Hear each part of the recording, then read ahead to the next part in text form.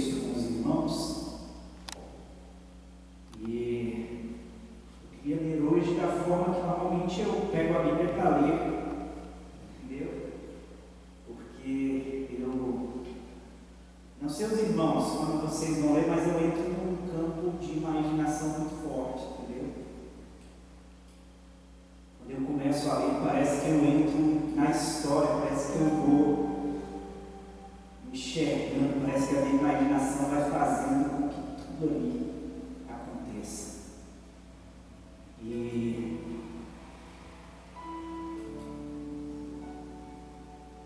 eu queria começar aqui em Lucas, no capítulo 1.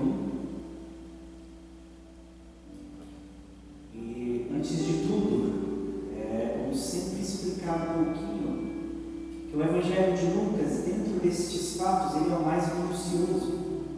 E Lucas, ele foi cirúrgico para fazer esses relatos.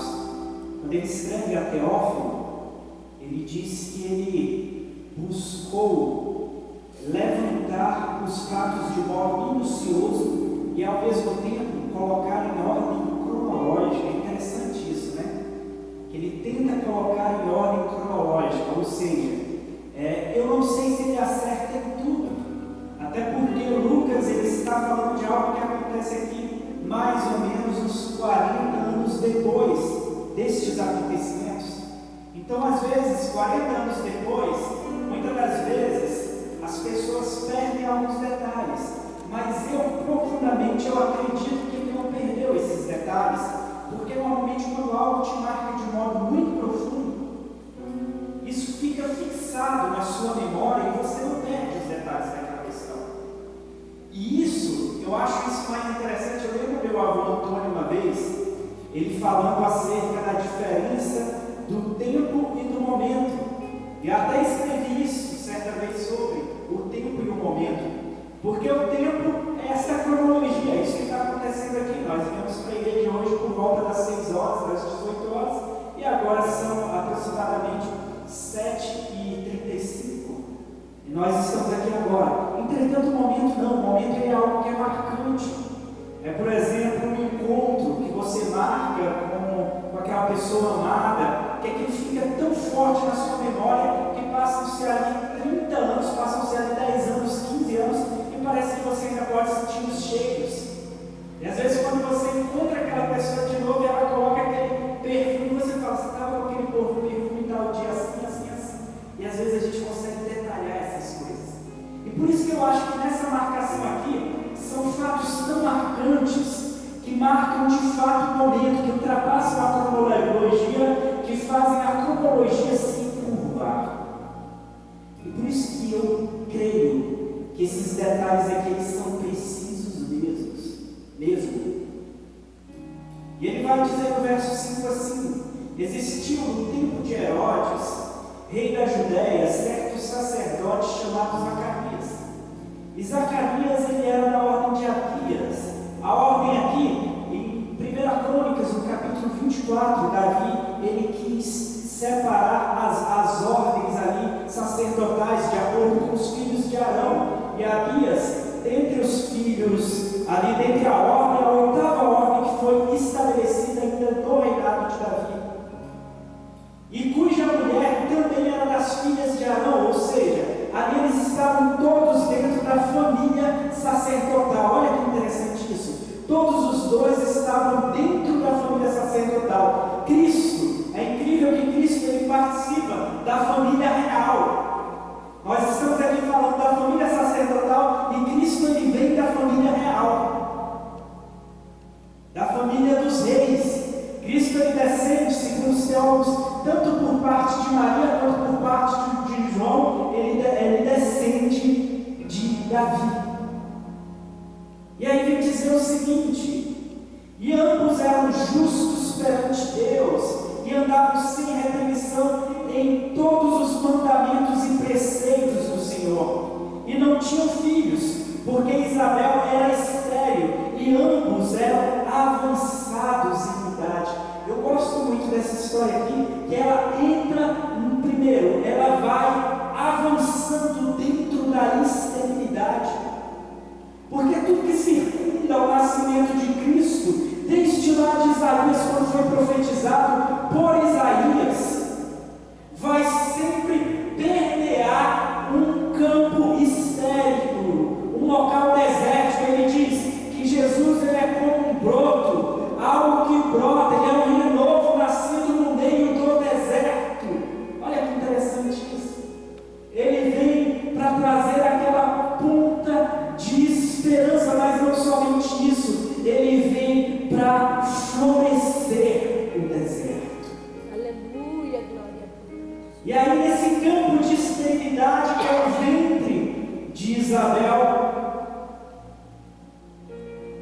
é ali que o Senhor começa a preparar o caminho do nascimento de Cristo.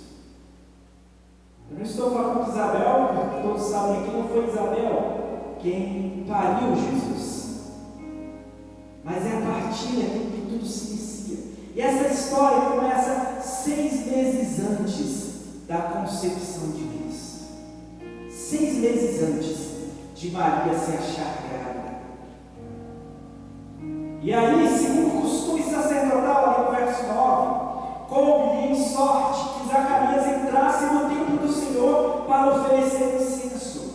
E toda a multidão estava de fora, orando no horário que ele ia oferecer incenso. E um anjo do Senhor lhe apareceu, posto em pé à direita do altar do incenso.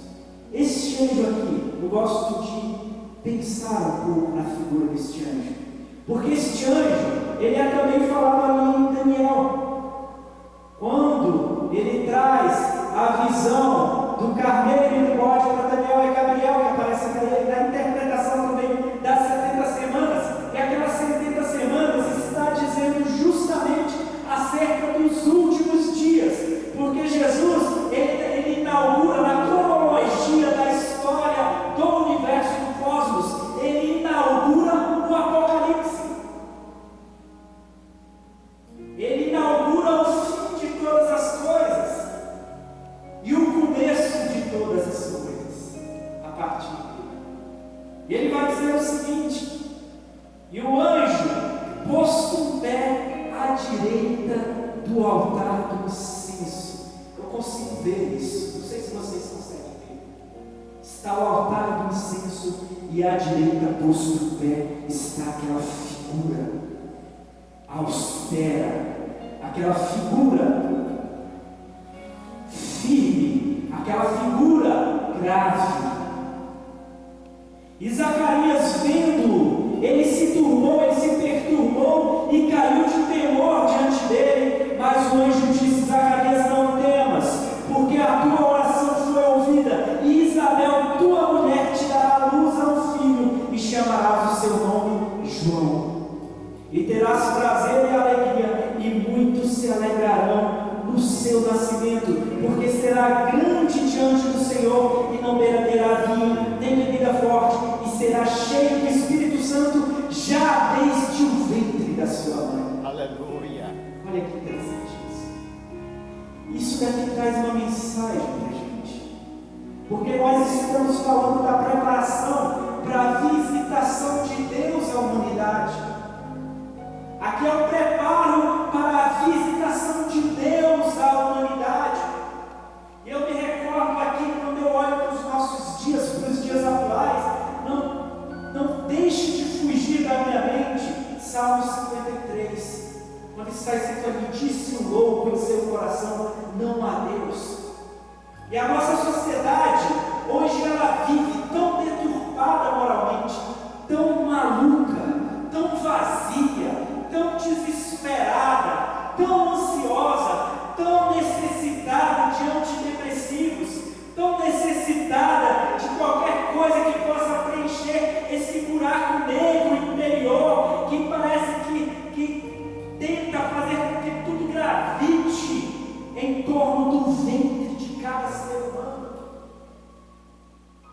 Essa sociedade vem tão vazia simplesmente porque ela não reconhece que há um Deus. Que Deus, no tempo vindo a plenitude dos tempos, Ele decidiu vir e tornando-se homem. Quando nós reconhecemos tudo isso, e aqui há um grande problema, quando nós reconhecemos isso, parece que até moralmente o ser humano ele vai mudando em tudo. É o aprender a amar a Deus sobre todas as coisas.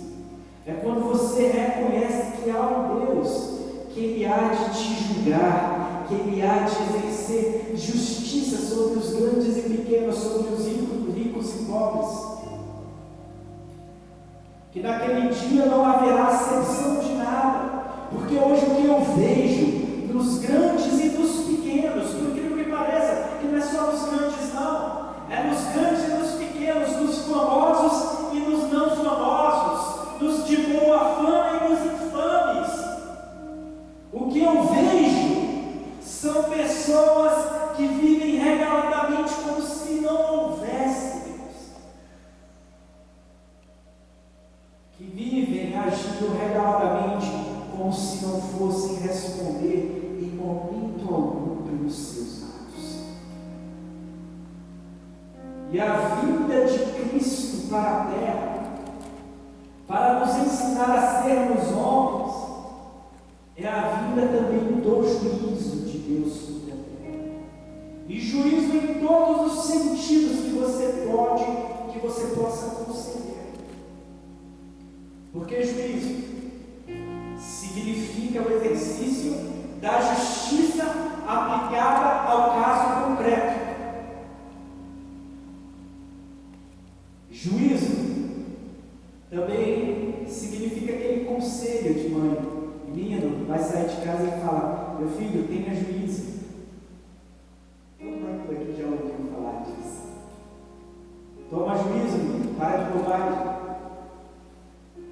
Então, juízo dentro dessas concepções que ele vem de fato trazer juízo, nos renovar com uma consciência segundo o Evangelho.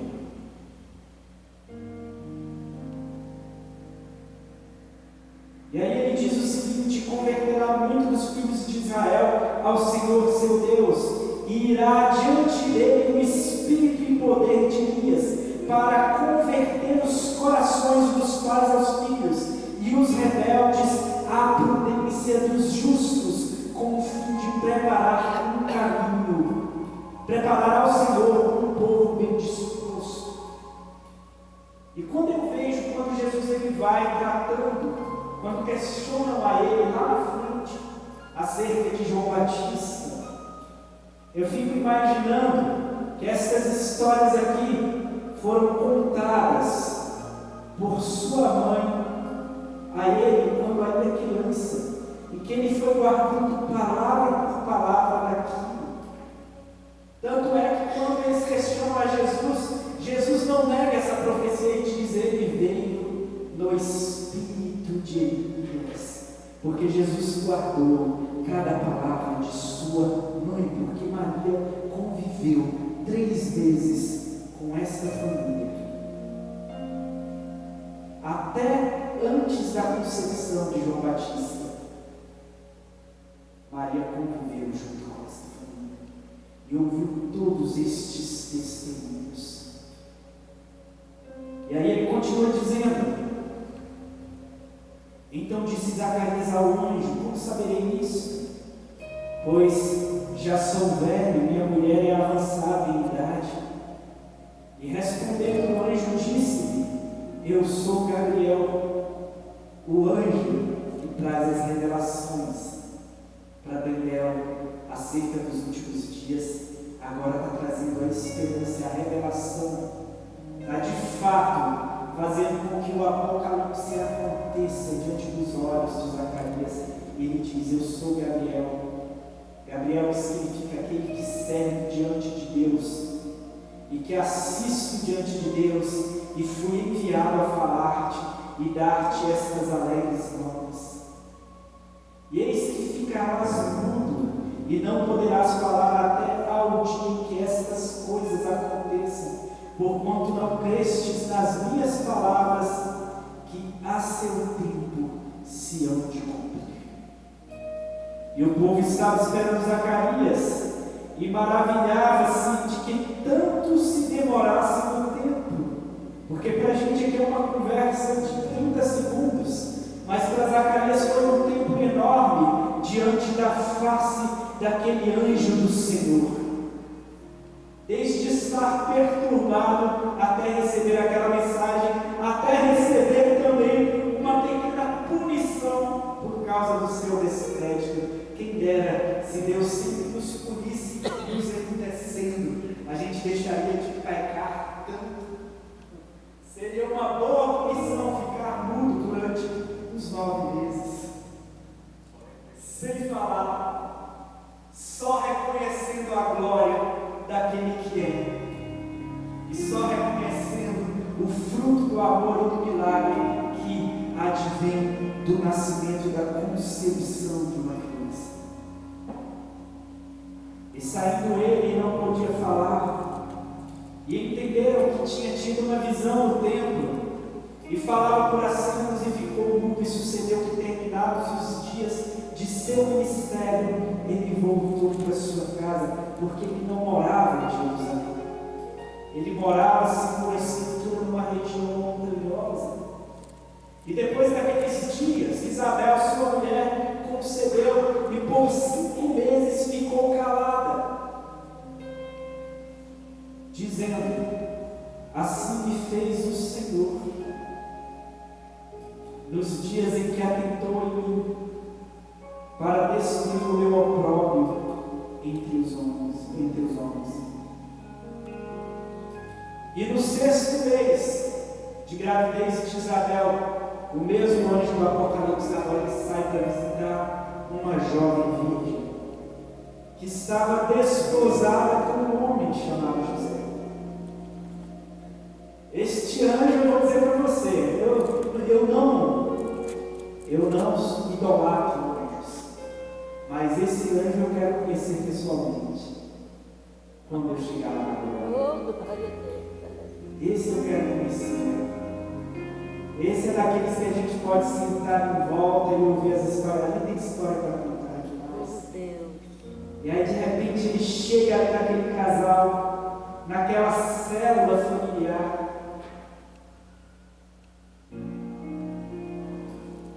Uma mulher muito jovem, que está prometida em casamento para um homem, que é muito sério, que é muito grave. E aí, ele vai até uma cidade da Galiléia chamada Nazaré. E uma virgem desposada com um homem cujo nome era José, da casa de Davi, e o nome da virgem era Maria. E vindo o anjo até ela, disse: salve Maria, Ave Maria, agraciada, o Senhor é contigo, bendita és tu entre as mulheres.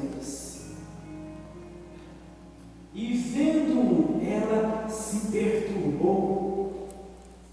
Só que aqui há uma diferença entre ela e Zacarias. Zacarias duvida em seu coração. Ela recebe o ministério em seu coração. Turbou-se muito com sua palavra e considerava que salvação seria essa. E disse então o anjo: Maria, não tenha medo, porque tu achaste graça diante de Deus. E eis que em teu ventre conceberás e darás luz a um filho, e chamarás o seu nome Jesus. E este será grande, e será chamado do Altíssimo, e será chamado Filho do Altíssimo. E o Senhor Deus lhe dará o trono de Davi, seu pai, e ele reinará eternamente na casa de Jacó. E o seu reino não terá fim. E disse Maria: como se fará isso, visto que não conheço homem algum? E respondendo o anjo, disse-lhe: descerá sobre ti o Espírito Santo, e o próprio Espírito Santo te engravidará. e o poder do Altíssimo te cobrirá com a tua sombra.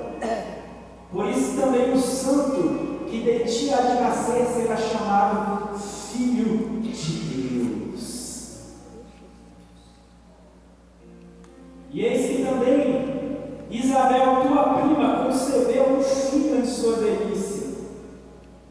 E é este o 6º mês para aquela que era chamada estéril, porque para Deus nada é impossível.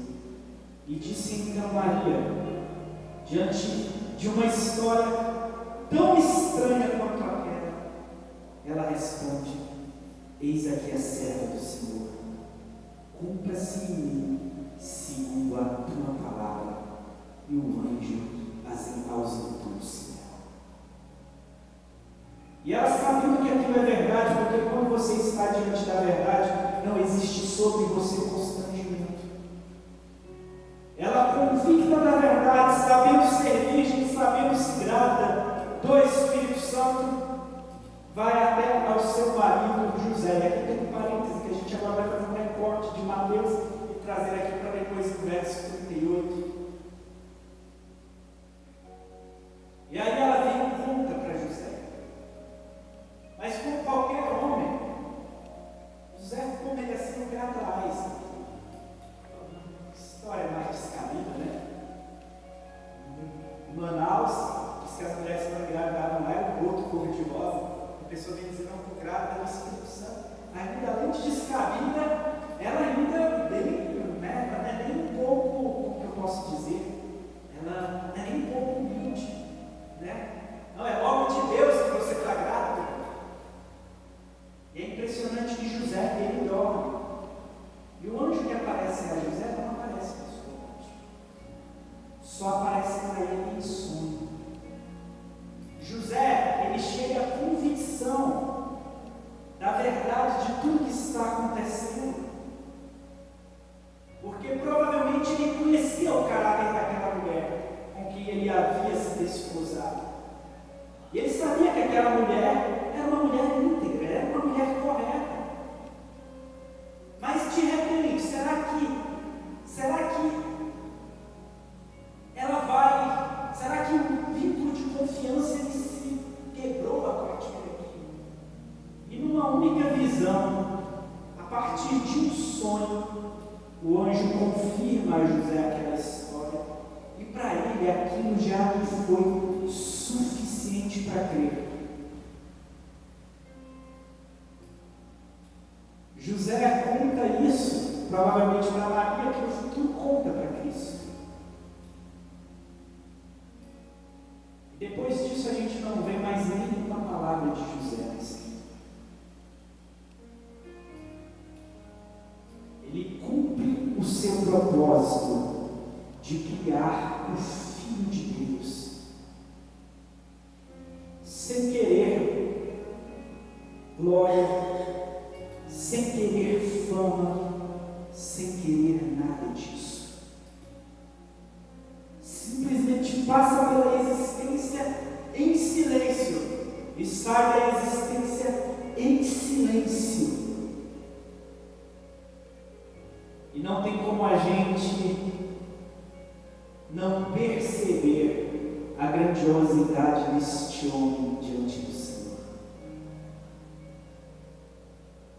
E naqueles dias, levantando-se Maria, foi apressada às montanhas, a uma cidade de Judá, e entrou em casa de Zacarias e saudou a Isabel. E aconteceu que, ao ouvir Isabel a saudação de Maria, a criancinha que estava no seu ventre saltou, e Isabel foi cheia do Espírito Santo. E aqui vão acontecendo as confirmações. João Batista no ventre já se fazia ansioso para como aquele evento que mudaria a história da humanidade, a história da eternidade, a história da história. Porque não é só nos nossos cosmos que tudo foi alterado. A realidade da eternidade ela acontece a partir de uma história dentro de duas famílias, que parentes entre si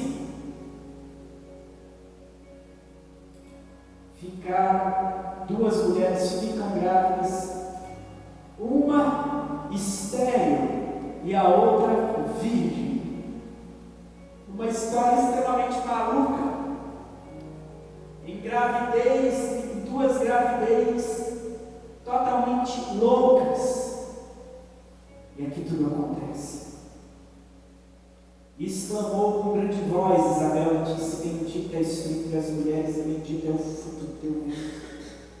E de onde me provém isto a mim, que venha me visitar a mãe do meu Senhor? E ali já há o reconhecimento do que aquele personagem ainda informe no ventre da sua mãe significava. Hoje, um mundo tão terrível, onde a nossa construção chama de uma criança em formação no ventre materno apenas de um aglomerado de células.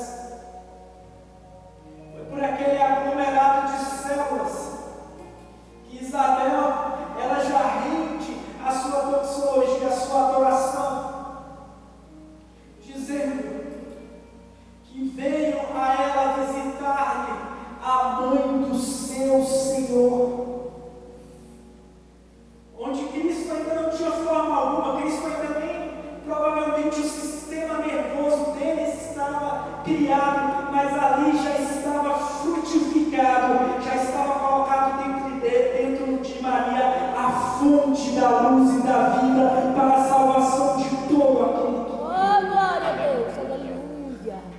E para cada criança hoje que é morta por meio do aborto, para cada criança hoje que é simplesmente descartada, o coração do Senhor chora.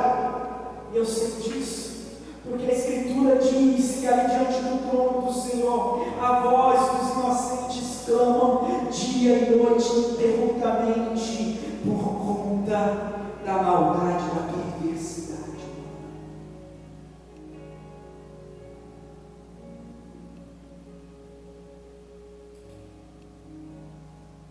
Bem-aventurado aqui creu, pois hão de cumprir-se as coisas que da parte de Deus lhe foram ditas. E disse então Maria: a minha alma engrandece ao Senhor, e o meu espírito se alegra em Deus, o meu Salvador. Gente, eu não consigo entender a multidão de sentimentos, o turbilhão de sentimentos que permeavam o coração dessa mulher. Porque dentro dela estava sendo formado aquele que morreria por ela e que ressuscitaria para a glória de Deus. Porque atentou para a baixeza de sua serva, pois eis que desde agora todas as gerações me chamarão bem-aventurada, porque ele fez grandes coisas, o poderoso, e santo é o seu nome, e a sua misericórdia é de geração em geração sobre os que o temem. E com seu braço agiu valorosamente, e dissipou os soberbos no pensamento de seus corações, e depois trono dos tronos os poderosos, e elevou os humildes, e encheu de bens os famintos, e despediu vazios os ricos. E auxiliou a Israel seu servo, recordando-se da sua misericórdia, como falou a nossos pais para com Abraão e sua posteridade para sempre. E Maria ficou com ela por quase 3 meses. E agora eu quero pular para o capítulo 2. E aconteceu naqueles dias que saiu um decreto da parte de César Augusto, para que todo mundo se alistasse. Este primeiro alistamento foi feito sem o Quirino, presidente da Síria. E todos iam alistar-se, cada um à sua própria cidade. E subiu também José da Galiléia, da cidade de Nazaré, da Judéia, a cidade de Davi, chamada Belém, porque era a casa da família, porque era da casa e família de Davi, a fim de alistar-se com sua mulher Maria, desposada com ele, a qual estava grávida. E aconteceu que, estando eles ali, se cumpriram os dias em que ela havia de dar à luz, e deu à luz ao seu filho primogênito, e o envolveu em panos, e deitou-o numa manjedoura, porque não havia lugar para eles na estalagem.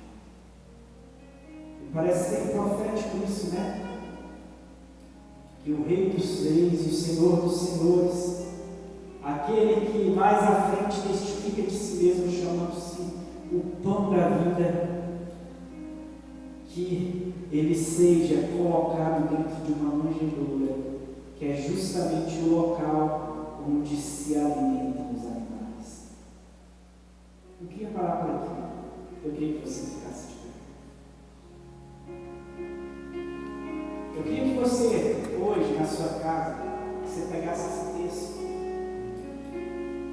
e você fizesse uma leitura dele, fazendo um link com Mateus e com Lucas, e que você começasse a fazer uma leitura completa. Porque quando nós vamos fazendo a leitura de uma história que para muitos se tornou tão banal, mas que quando nós trazemos o significado dessa história para os nossos corações, sabe o que acontece? A gente se enche de esperança. E a gente não consegue entender a dias maus. Eu acho impressionante que aquelas duas mulheres, Maria e Isabel, elas sabiam desde o início a quem os seus filhos estavam predestinados. Estavam predestinados à espada, estavam predestinados à perseguição, estavam predestinados à privação, estavam predestinados a sacrifícios, estavam predestinados a muitas coisas, mas elas não retiveram isso. E até mesmo Maria, em alguns momentos, quando tentou conter o seu filho, chamando a ele a atenção de que ela era sua mãe, o seu filho, de modo exortativo, mas ao mesmo tempo amoroso, dizia o seguinte: a minha família, a minha mãe e os meus irmãos são estes aqui que estão em volta de mim, porque era uma mulher que não teria o prazer de ter o seu filho, apesar de ter dado a luz ao seu filho, porque o seu filho era muito maior do que ela foi.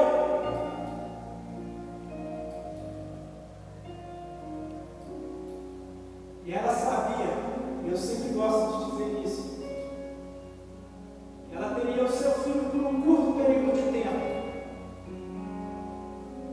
O seu filho morreria jovem, entre 33 e 35 anos de idade, provavelmente.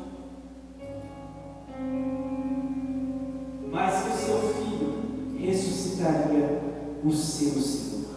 Aleluia. Feche os seus olhos. Senhor Deus e Pai. Glória a Deus. Um tempo onde as pessoas esqueceram o significado de uma visitação que, antes de tudo, aconteceu no meio de uma família, aconteceu no seio familiar, de uma visitação que, antes de tudo, aconteceu no meio da menor célula social. Foi ali que o teu milagre aconteceu. Foi ali que o Senhor decidiu vir. Aleluia. Foi ali que o Senhor decidiu se desfazer de toda a sua glória.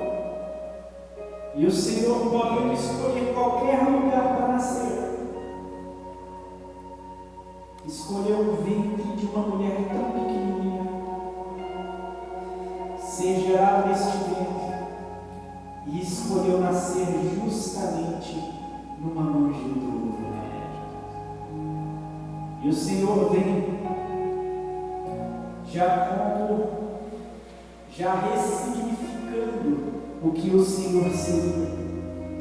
Porque o Senhor, mais à frente, testemunharia acerca de si mesmo, dizendo: eu sou o pão da vida, e aquele que se alimentar de mim não mais terá fome.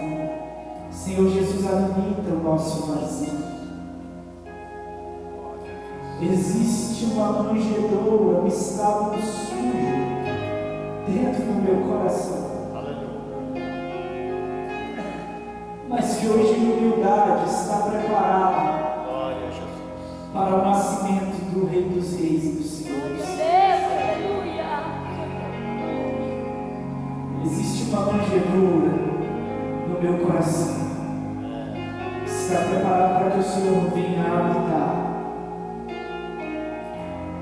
E nós não temos nada a oferecer a não ser o espaço, a não ser o nosso vazio, para que o Senhor nos preencha, para que o Senhor nos encha, para que o Senhor possa habitar em nós. Eu te agradeço, Senhor, em nome de Jesus. Amém. Leia este texto em casa. Leia fechando seus olhos e imaginando. E deixe que o Espírito Santo possa te tocar poderosamente enquanto você exerce esse devocional aqui no dia. Amém? Glória a Deus. Eu agradeço a oportunidade em nome de Jesus. Certo? Faça assim com as suas mãos. Que o amor de Deus, nosso Pai, que a graça de nosso Senhor e Salvador Jesus Cristo, que a comunhão e as consolações do Espírito Santo sejam com todo o povo de Deus